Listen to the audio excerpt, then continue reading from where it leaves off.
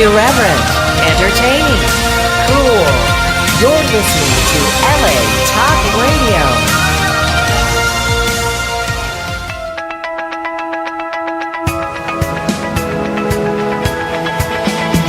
You're listening to Peace Fund with Ethan Dettenmaier and Adrian Paul, right here on LA Talk Radio.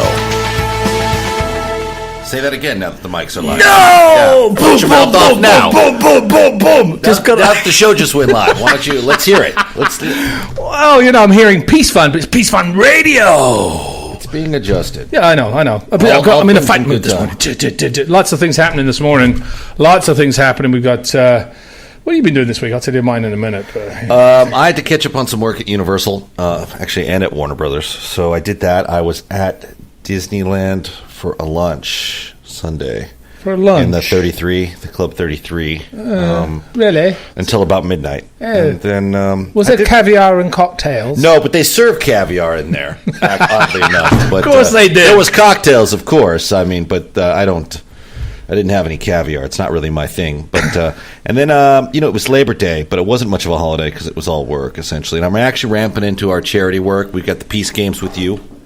And then we've got the Christmas breakfast, the celebrity-driven event we're doing for the homeless kids December 6th with me. Right. So it's kind of a double whammy of craziness. And I've got the Combat Radio Christmas album coming out. And you were very generous last week when you said you did some more flyers for us. I did do some. Well, I've been doing flyers all along. I know that's hard for some people to believe in this studio that I've been helping out, but I couldn't get in touch with you before Comic-Con when we did the live broadcast from the ship from the Pirates of the Caribbean. So, and I thought for sure you'd be at Comic-Con because I know what a hit you are. I couldn't stand it this year. I just didn't want to go back down. Yeah, but I know the fans love you, and you're a man of the fans. So I figured, okay, I'll see him. And I didn't see you, so I ran off some. But I mean, look, let's just get. My thing is, let's get the message out. Let's do some good. Whatever the cost of flyers may run us, $600, $1,000, ultimately, big deal as long as some good's done. And there is a lot of good being done with the Peace Fund games. Yeah, and it's. Well, we got amazing. I'm working on it constantly every day at the moment, and it's amazing how it's like a full-time job. It is. No, it really is. I mean, I spend half, if not more, of my day just on that at the moment. I think that's a very conservative estimate. Probably, yeah, but that's every day. But as well as that, I'm also working on the new Peace Fund site, which we're actually looking at a new web designer per se. We've got the structure of the site, we've got the content of the site up. Mm-hmm. We just need to have a consistent flow through the site. And we know what we're doing. We've got a call today regarding it, actually. But Bill Gates decided to pitch in. Yeah, that would be nice. Wouldn't that be nice? Yeah. Hey, just Bill, think of the people you could reach. Drop a few people, yeah. But we've had, actually, for Peace Fund Games, we've got some new celebrities coming on. A couple of really good ones as well. They'll be announced later today, I think it is. Who have massive followers. Why don't you tell us? Wasn't it just a? Why don't you let your loyal listeners know? Have you ever heard of? All right, fine. Have you ever heard of Simona? No. Take a look at her. Simonna. She has 1.46 million followers. She's a well-known singer in a lot of parts of the world. There's a Nate Adams, BMX rider. Kyle Massey, an actor. We also have a few others as well. We've got there's just a couple. I'm just teasing at the moment.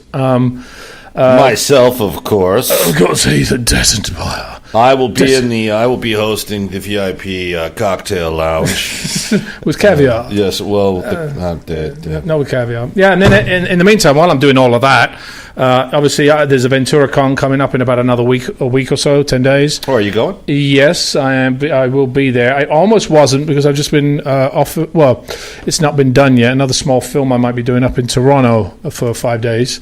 They're negotiating at the moment. I think it's cool that you go up to Ventura Con. The convention I would like to recommend publicly, I'll go on the record in suggesting it. Publicly. It's a convention that benefits the Children's Library in March 7th and 8th, and I will be there doing a live broadcast this year. It's Tulare Sci-Fi Con, and I invited you up. I think you would actually find it a very moving, rewarding, and also a financially beneficial all the way around experience. Well, let's have a look at it later on. Obviously it's a little far off for me, April next year. But you're the type of guy that needs to be stitched into something early because you're in demand. Let's not kid ourselves. It's a little nuts with your schedule. Well, right now we've also got the poker tournament. The poker site's about to go up tomorrow, probably. That will show you this is going to be our preempt to the Peace Fund Games. Actually, how you can sponsor your friend, colleague, or celebrity to go through the games and also get them to do some fun stuff while they're there. It'll all be on the site. It's some fun things we're trying to get as an interactive. This is all very mysterious. I know, but I like being mysterious. It's better to go to the site and say, "Oh, wow, this looks kind of cool." What a great idea! You're expecting our audience, who I know are very intellectually motivated, to have the wherewithal to hear the show and then later go to a site. I think you're asking a lot of some people. Time is precious. Worry, I think if you've got something you should say, no, I've just got to make sure that I'm saying the right things and that.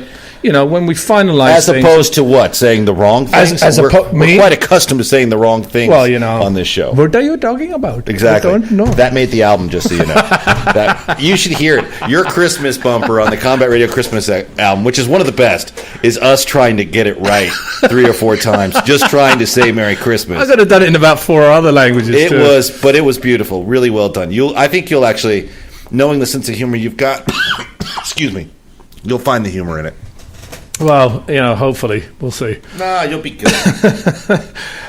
So, anyway, this morning, obviously we are, as I mentioned, I talked about the poker tournament very, very briefly. Now, also, the reason why we're having the poker tournament is obviously to raise funds for the Peace Fund. At Microsoft, we're doing a joint venture with Microsoft. They are providing the space. Their players, obviously, they are bringing in. It is a Microsoft Peace Fund event, but it will be benefiting Wellspring Hope. Now, Wellspring Hope is an organization that's committed to drilling wells to bring safe water and sanitation to rural villages in Niger, West Africa. Mm-hmm. Niger is actually the poorest country in the world.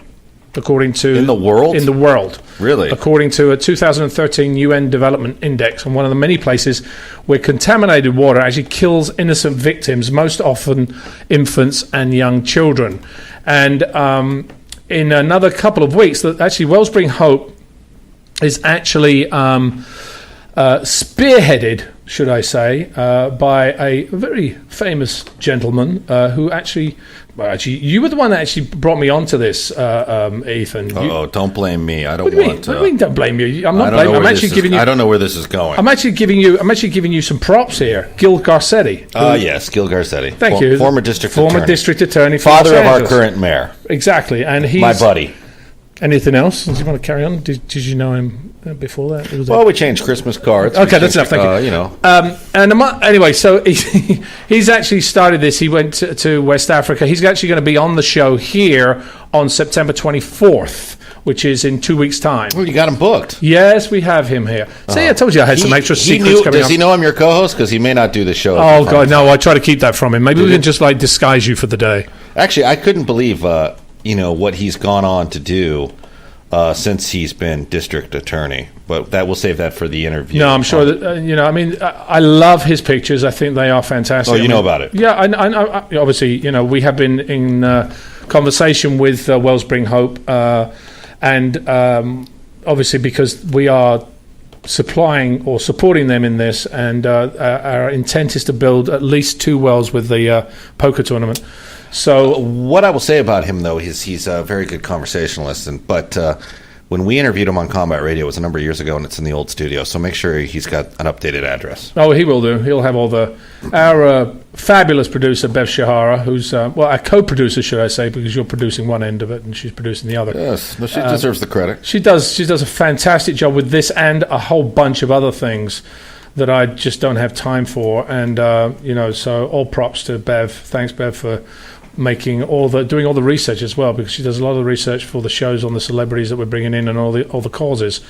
Which brings me to our cause this week, which is literacy, a fundamental human right, or lack thereof. Yes, Monday is actual International Literacy Day. What? Really? Yes. If you can read that sentence, you're more fortunate than 775 million men and women and 122 million girls and boys.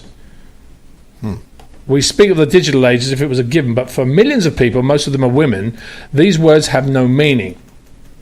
On the sidelines of the global village, they get none of the benefits of globalization and suffer all the cost.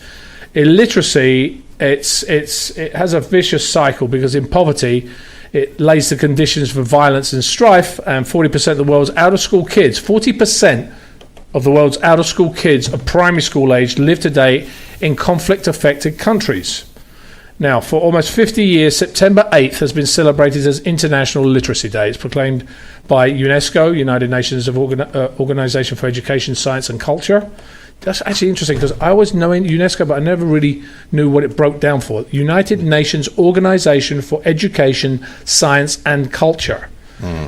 It was started November 17th, 1965, in recognition of the importance of literacy to individuals, communities and societies. And obviously the Peace Fund is protect, educate, aid. Education for us is a fundamental human right, because with education comes knowledge, with knowledge comes power, and it reduces the bad effects that society sometimes has on us, so that we have a point of view on what is happening around us. Literacy is a fundamental human right and the foundation for lifelong learning. It's essential to social and human development in its ability to transform lives and facilitate full participation in society. So what are the issues?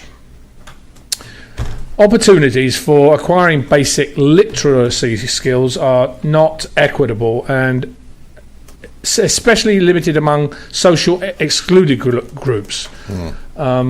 While Education for All, EFA, is an initiative, it seeks to address inequity in access, there are deeper challenges regarding the quality of literacy skills that are being delivered. In many countries, students are able to complete primary school without the ability to read basic text. Now, we've talked about handwriting before on this show, how now they're reducing the amount of handwriting because of all the tablets that are out there, which I think is a mistake, because that's actually a motor skill which affects a lot of other things in our lives or the children's lives that don't have that skill anymore.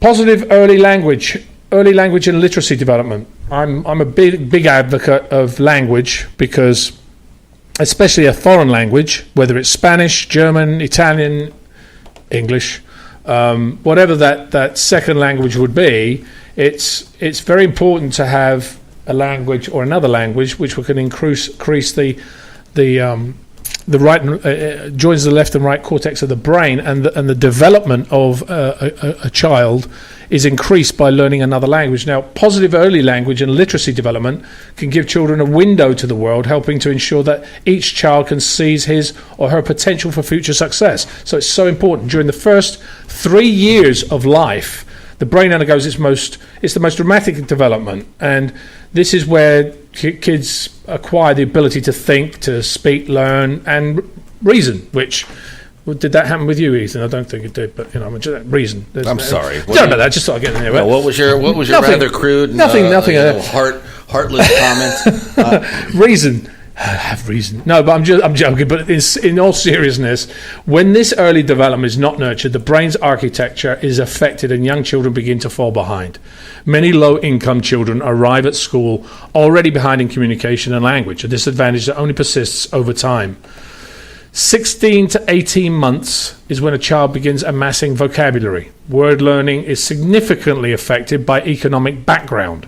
By age 3, trends in the amount of talk, vocabulary growth, and style of interaction are well established and suggest widening gaps. Gaps widen rather than diminish over the early elementary years, and children's academic successes at age 9 and 10 can be attributed to the amount of talk they hear from birth through age 3. So, did you talk a lot to your child when they were that young? I speak. Oh yeah, we had all kinds of conversations. Really? Oh, because I think that's so important. I know some parents that just sort of, their baby's their baby, and they just say, "Oh, go." As you know, typically I'm quite quiet. Yeah, I'm gonna write that on the wall. Ethan is quiet, and see how many people actually cross that out. Yeah. But in reality, it is you need to talk to your kids just by statistics here, by the literacy skills, by the way that they talk. The more you talk to them, the more they mimic you. My son rattles off. It's probably because we all talk in our family so much. My daughter's like, yeah. Actually, my son started kindergarten today.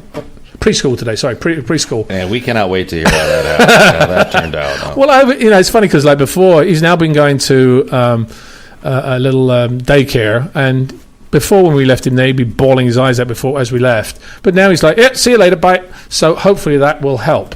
but it's also, I think, because he's able to talk to people, and he can understand what people are saying to him.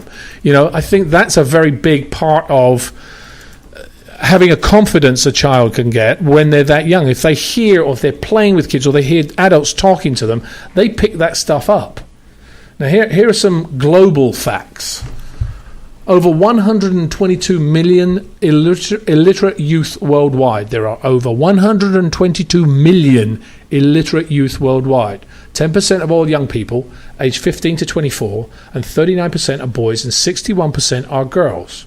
The 13 countries with the lowest literacy rates are found in Africa. 67 million children aged 5 to 9 worldwide do not go to school. 19 million in Southern Asia, 32 million in Sub-Saharan Africa, and 16 million in other countries.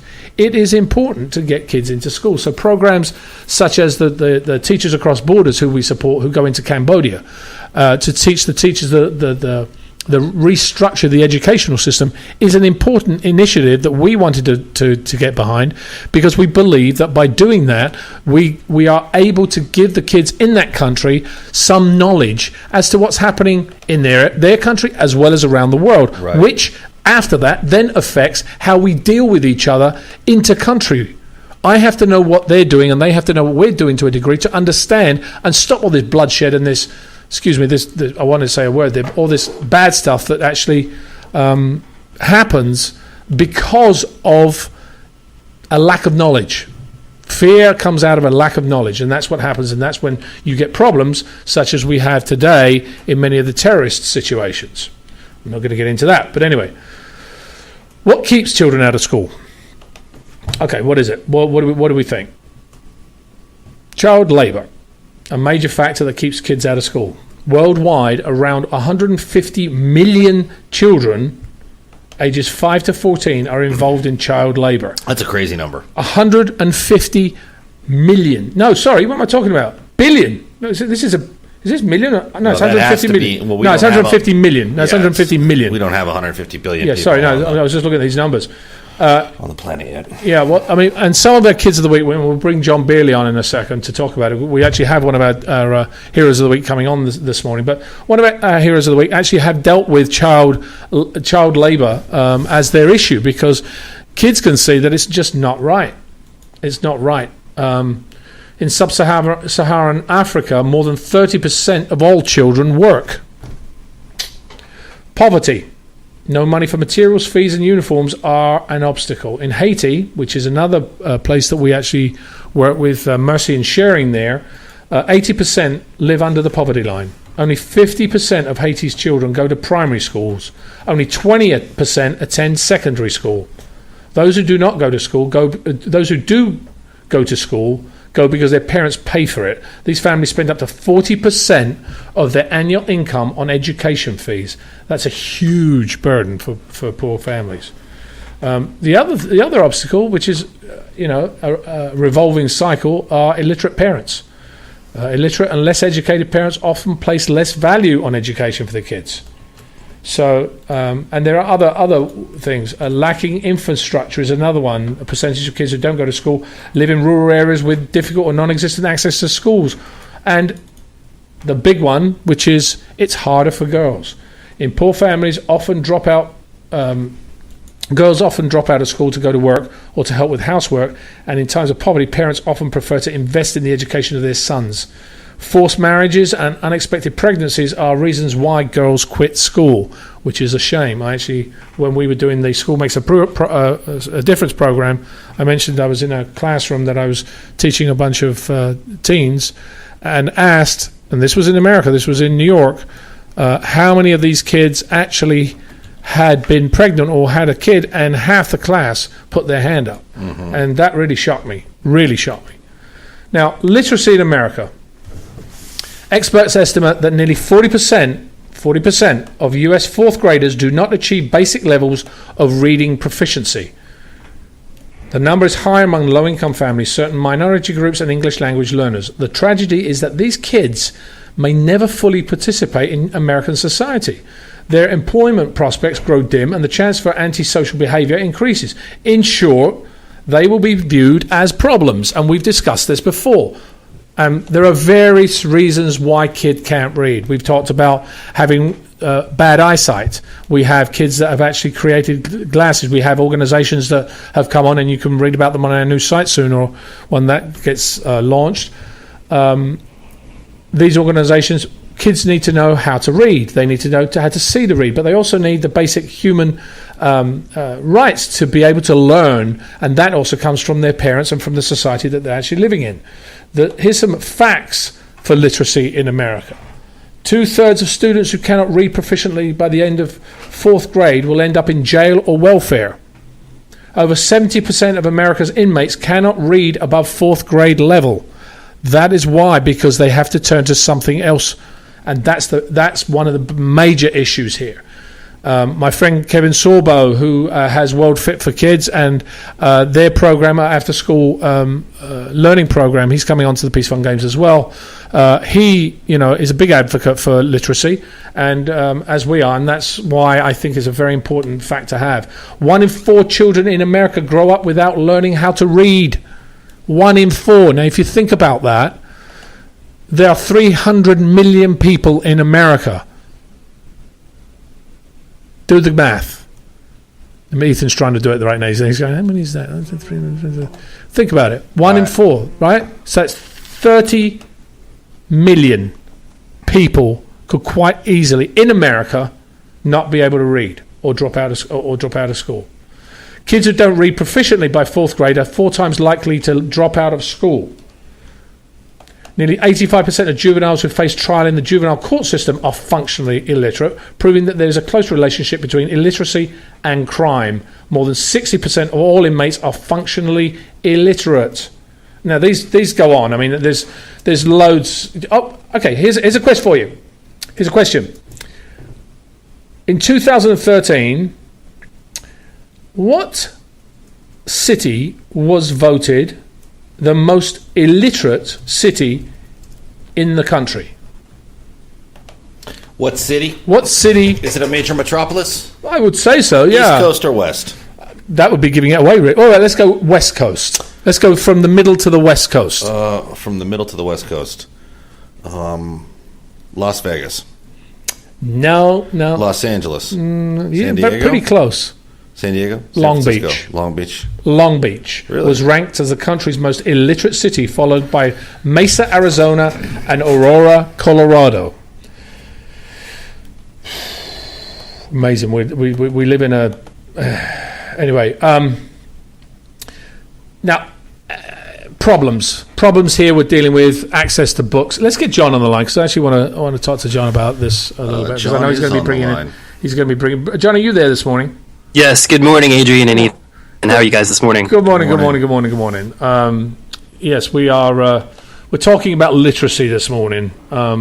Which I think is one of the major problems. Obviously, the Peace Fund is education based as well. So, what are your thoughts on it? I mean, because what do you see as some of the problems that we face, as well as what I've already mentioned?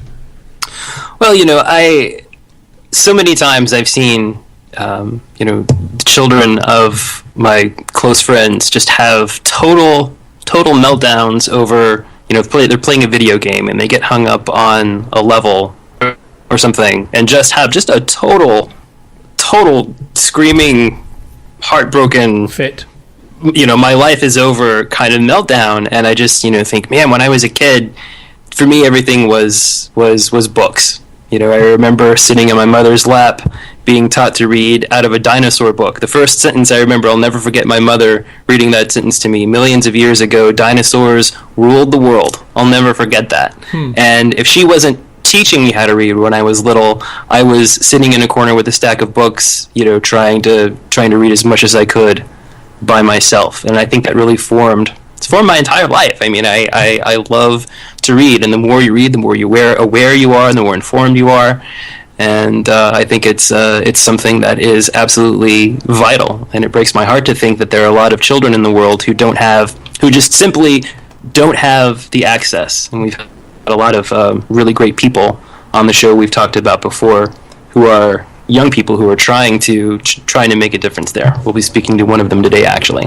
Well, actually, the one of the things you mentioned is one of the major reasons why 2/3 of America's children live in poverty, have no books at home, and that's one of the access to books is one of the biggest things, which is what the issue for kids not being able to read, and as well as public and school libraries are being forced to close or reduce their operating hours. Now, guys, if you are out there and you have your kids on the iPad or anything else, at least then make them do something that is a learning skill. If you're going to put them on that and that's your access, if you can't get to the books that they need, do something. There are loads of apps out there that teach kids how to write, how to read, give them motor skills, at least give them a chance. Early childhood reading readiness, that's another one. Achievement gap and multicultural literacy. Well, here's a one. The U.S. Department of Education describes the achievement gap as the difference in academic performance between different ethnic groups. The current disparity in academic achievement amongst low-income African Americans and Hispanics are compared to their white peers is alarming. By fourth grade, African American and Hispanic students are, on average, nearly 3 academic years behind their white peers. So you can understand where there's a disparagement there, and also when that happens, there is a dislike of the group that is better than you. So reading, did you read to your kids, Ethan, when Yeah, I did. I read all the time to my kids, and now my daughter reads to me. It's fantastic. Trade-off. Brilliant. She picks the story and bang. Well, I mean, I read to my kids every night. Every night my kids are being read to. Every day they're being read to. What are you reading to them right now, can I ask? Dinosaur thing. Actually fun. Well, it depends because I read to them in Italian. So they get Italian and English. So I'm reading to them in Italian. Even though it's an English book, I'm translating as I go, which is not always the right thing. I've got my son was Little Blue Truck was one of his favorites. I've got a book I can recommend if you're reading to him in Italian. It's about an Italian family. It's a good family story. It's called The Godfather by Mario Puzo. Have you read that one? It's probably so this is where it's a family tale. This is where we kind of family ethics. It's about a family ethic. Yeah, right. Absolutely. Not quite what I was actually thinking to give a 2-year-old. And you know, when they can't read, they send you a message wrapped in newspaper. So it's brilliant. They still manage to communicate. Oh, God, I could just see, the horse's head from next door, laying on the... No, God, no. Wow. I'm being texted right now by animal rights groups. It wouldn't surprise me. But I'm actually impressed that you take the time to read to your kids, in all honesty, because most people don't. No, but that's another language. It's so important. Just before they go to bed for 10 minutes, 15 minutes. You know how much that actually affects their learning, their motor skills, their language skills? Read them a book. Show them the pictures. Spend time with your kids. I know everybody has busy days these days, especially in Los Angeles. Los Angeles is one of the worst places, I think, to actually have any time. Yeah. I don't have any time. Nobody has time. Everybody's running one place. Nobody calls you back. But make time, for goodness sake, because it's later on. Let me tell you. I mean, people could tell me, "Oh, they grow up so quickly." Well, I've 5 years now. I've been with kids, 4.5, 5 years, and time is flying. I mean, my daughter's growing up. She's becoming a little lady, and it's going so quickly. All of a sudden, you'll have your kid. These are the most important years for your children. They are important when they're that young to actually make them members of society that they can function and do well in. So think about reading to them. It's a simple thing you can do. It's your job. I'm sorry, guys. People, parents out there, it's your job. Your kids are your job. I agree with that. It's your job. Otherwise, you shouldn't have had them. Sorry, I'm being harsh here, but you shouldn't have had them. If you can't spend time with that, you shouldn't have had them. Yes, we have busy days, but I think you have to go out. Did your parents read to you, John? Oh, constantly. Yeah, like I said, my mom especially. Like I said, I just remember, sitting around with her with a stack of books and sitting on her lap, and it really gave me a hunger for reading. And I remember I had this little Fisher-Price record player, and when the Star Wars movies came out, you got this little record. It was a book, and there was a little record that had the story, and it had sound effects and music, and I would sit on the floor and I would listen to the record, and I would listen along, and that's another one of the ways too that I learned to read was, you know, kind of reading along, listening along with those. It was kind of like the early version of books on tape, only it was on a literally on a vinyl record. Oh, I know exactly what you're talking about. My next question is, do you still have it? Because I think I know someone who'd probably give you a mortgage payment for it. I have them all, actually. Yes. Well, we'll talk. I don't know if I can ever part with them, though. Sure you can, buddy. The right price is out there. A deal's waiting to be made. But John, you're absolutely right. Reading motivation is one of the other issues that gives kids motivation to read. And if you read to them and make it fun, you know, researchers describe this. It's a skill and will to learn. They believe that it's those that make it fun. If you're making a fun thing to do, like obviously your mom did with you, you're going to have a higher reading proficiency score than those who reported reading less frequently, because it's not fun for them. Anything you do with kids, no matter how annoying it is. I know it's annoying to brush my son's teeth. No, I don't want it now. So you have to make like, hello, let's play with this. Oh, up and down, open it wide, bam, and shove it in. No, wow, joking. No, but hilarious. Seriously. But really, you've got to make things fun for kids because they don't understand, you know, the harshness or the structure. My daughter, for instance, is in gymnastics now. They want to put her into a much more regimented thing because she likes it, and apparently she's pretty good at it. So they're like, we've got to put her in this thing that has more drills. And my wife's like, I'm not so sure I want her right now. Maybe another 6 months to a year. I'll put her in something that has some drills, but she's still got to have fun. She's a little girl. She's got to have fun and like to do it. I was watching a show last night called Raising Asia, which is this young girl who's a fantastic little dancer. She's 8 years old. But I'm not going to talk about her. I'm going to talk about her sister. Her sister was in gymnastics, and the coach was like, you've got to do this, you've got to do that. And the little girl, she's so cute. She was devastated. She didn't want to do it. I think she's like 5 or 6, and she just doesn't, 6 years old maybe. She just doesn't want to do it, but she was crying because it was no fun for her. Same thing is for reading. You got to do this. It's reading.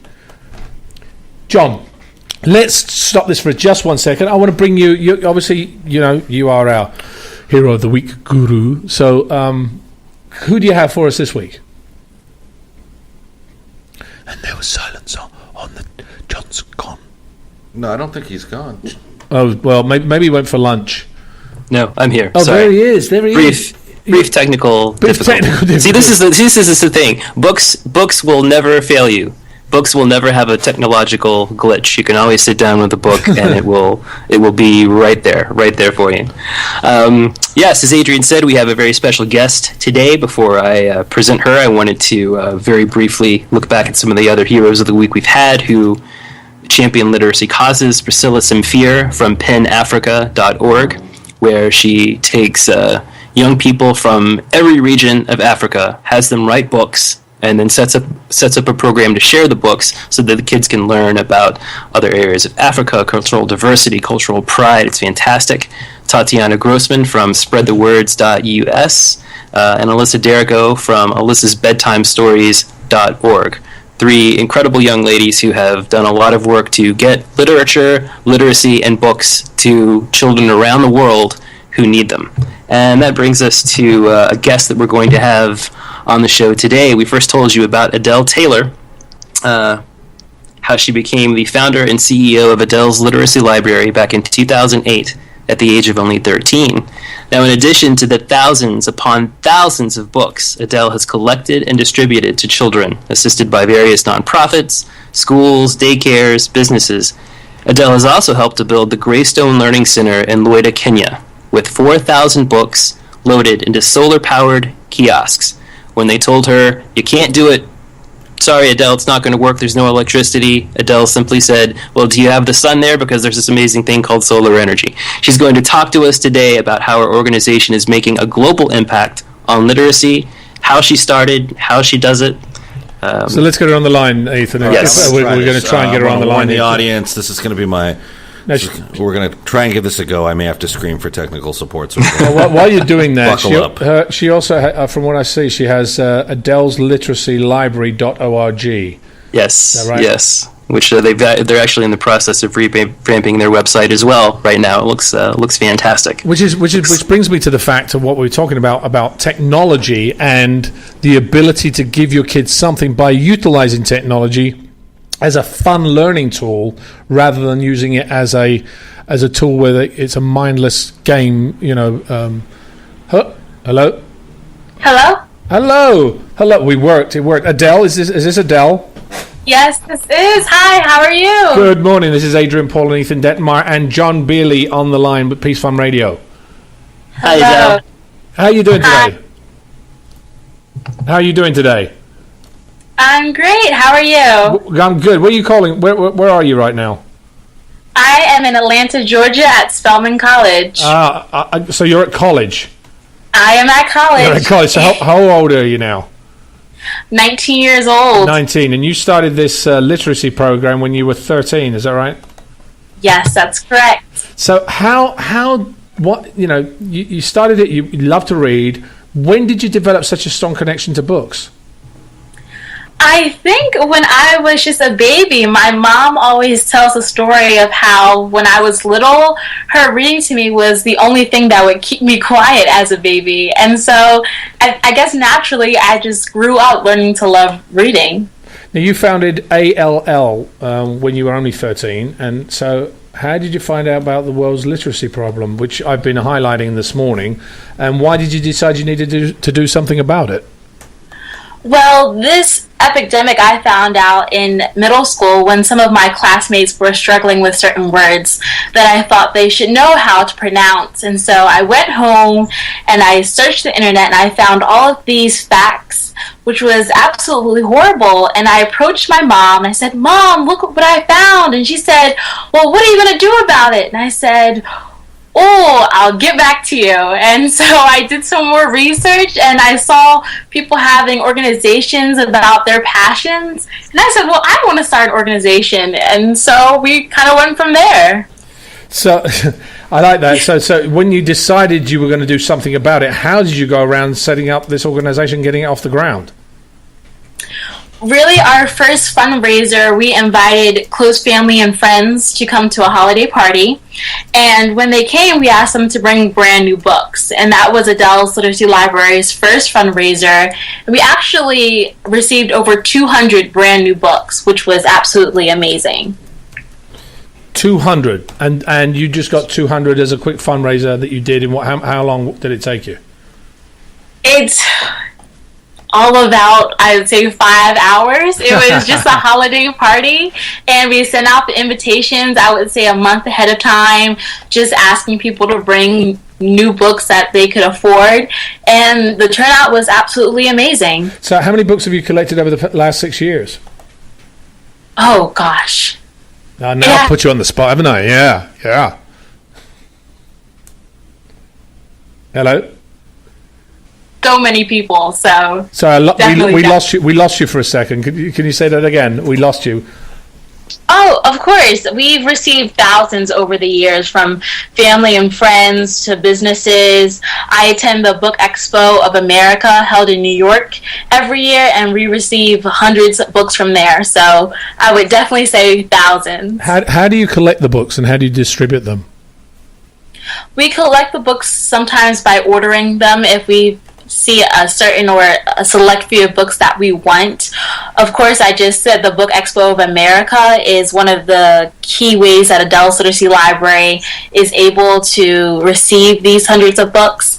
And from there, we look at schools and libraries and daycares that would love to have these books that don't have them available, and we make contact. And of course, I or a team member of Adele's Literacy Library goes and drops them off.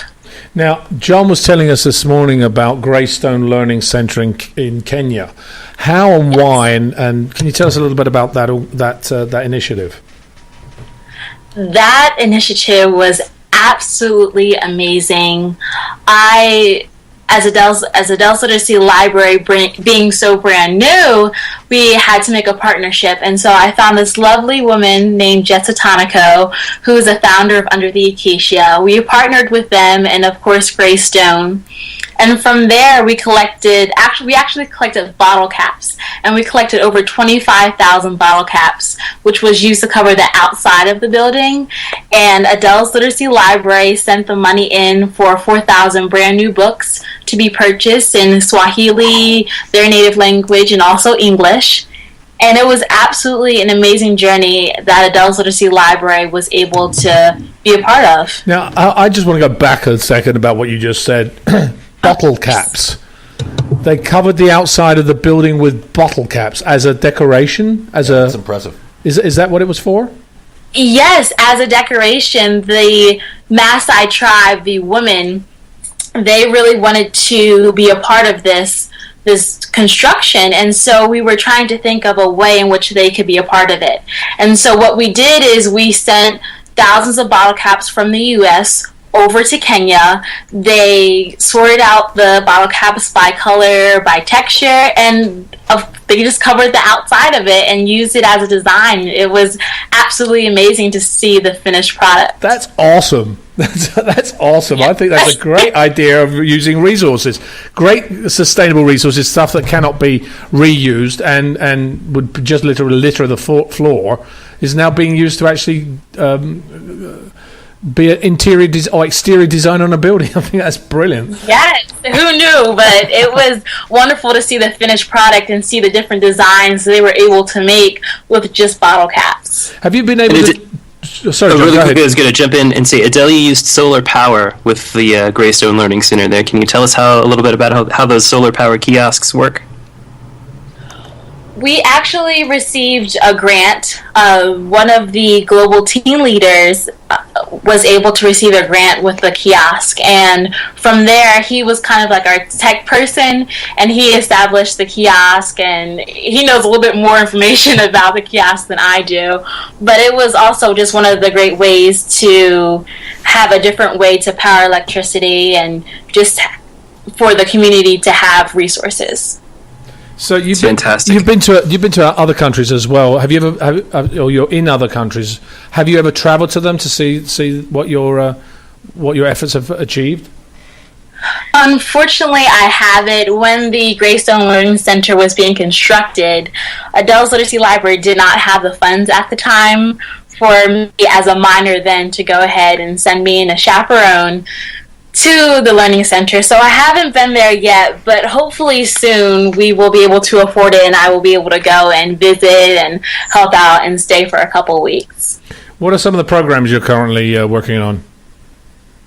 Adele's Literacy Library has many programs, but I would say the one I'm working on right now is the Read All You Can program, and it's a 1-month reading competition for grades 1st through 4th, and they read as many books as they can in a single month.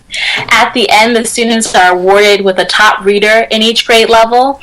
We also have a pizza party for the winning classrooms who read the most books, and the What I Like About the Book Award are for those students who wrote so much about the book that they read and how they enjoyed it and the funny moments and the sad moments.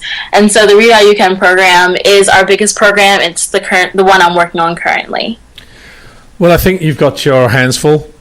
I like to say that, yes. Yeah, but that's good. So is this going to be your full-time job, or what's in your future?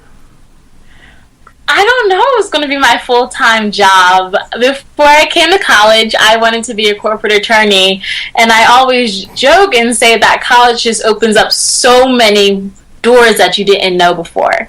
And now I just want to study abroad. I really just want to finish and get my degree first and then go on to law school. So we'll see. I would like to run Adele's Literacy Library as a full-time job. That would be amazing. Yeah, I know. It becomes your passion rather than your job, which is awesome.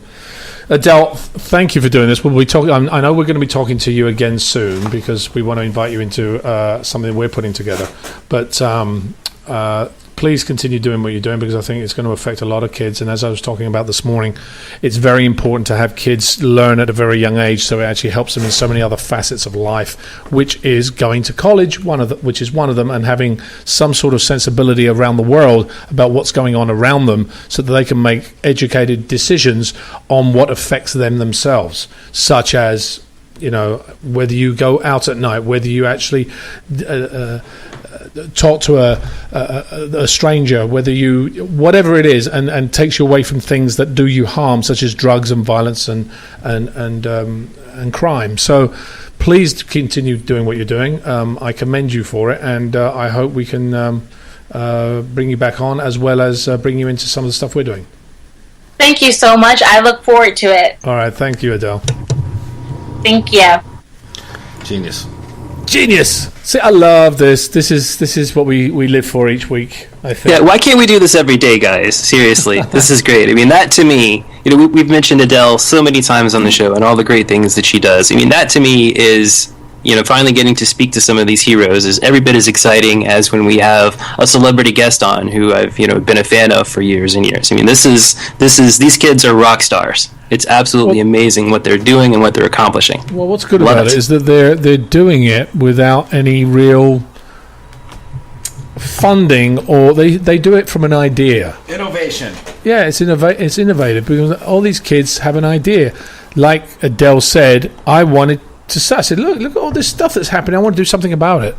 And kids, you know, have that spirit. You can't kill that spirit in them, because, you know, as we get older, we can't do as much as we did when we were younger, because we've been knocked around by life, and life has told us no so many times. When you're kids, you're not. So if you can start something when you're a kid, as parents, you should be supporting your kids to do that, not tell them no. Just give them the chance to find out for themselves if they can, because a lot of the kids we have on our show are supported by their parents and actually form amazing organizations that, you know, you brought to us, John. Yes. And a couple of other quick hero updates. Annalise Carr finished her swim across Lake Erie on Monday and blasted past her second $200,000 fundraising goal for the kids at Camp Trillium. So she's now raised well over $400,000 for those children with pediatric cancer and their families. And that's only the money that has been donated directly through her. That doesn't include the countless other donations that were made because of her swim, bringing awareness to that organization, which has seen a massive increase in donations from others as well. So congratulations to you, Annalise. And also quickly wanted to say the Peace Fund sent its condolences to our friends at Mercy and Sharing. One of their orphans passed away, a 15-year-old boy named Curvins, who had cerebral palsy. He was abandoned at the age of 2, and Mercy and Sharing, through their village, through their school, was able to give him 13 amazing years of life and love and laughter. They said that all he ever did was just laugh and bring joy to other children. So, you know, obviously we're very sad to hear about his passing, but at the same time it highlights the amazing work that Mercy and Sharing is doing to give a young boy like that, who never would have had a chance when he was discarded by his family, but instead they were able to give him this incredible life. So again, our condolences to all of our friends at Mercy and Sharing this morning. It's so sad when you hear that about a child passing on, but then I think to myself, you have to look at what good it had in the world, the lives that he probably touched and made people smile. Yeah. All those other orphans too that are there that he made smile every day. You know, it's a wonderful family environment that they have there, and these kids would never have had a chance, and now they're going to have educations and lives and happiness. It's just amazing work they're doing. So sad. Well, the other thing is, we were talking about, I want to highlight a few organizations out there that actually do help you with reading, organizations that are making a difference. One of them is First Book, www.firstbook.org, who provide access to new books for children in need. They've distributed over 118 million books and educational resources to programs and schools serving children from low-income families throughout the United States and Canada. So they are a very important resource if you are looking for it. Check them out.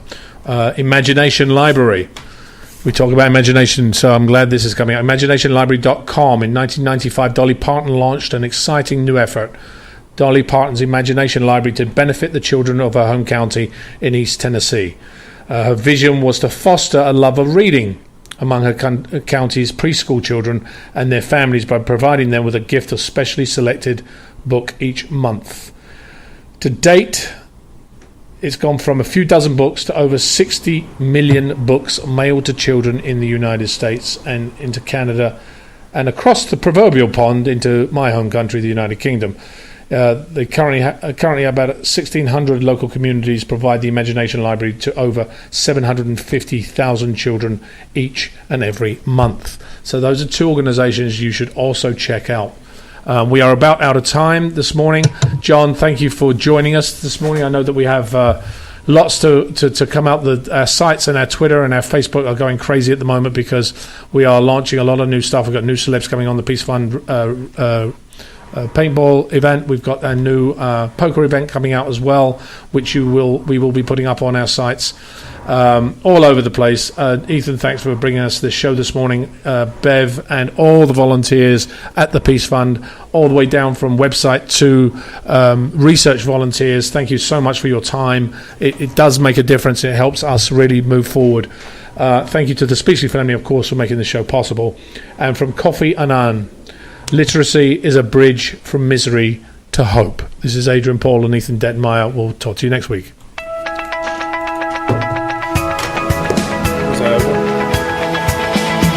You're listening to Peace Fund with Ethan Dettenmaier and Adrian Paul, right here on LA Talk Radio.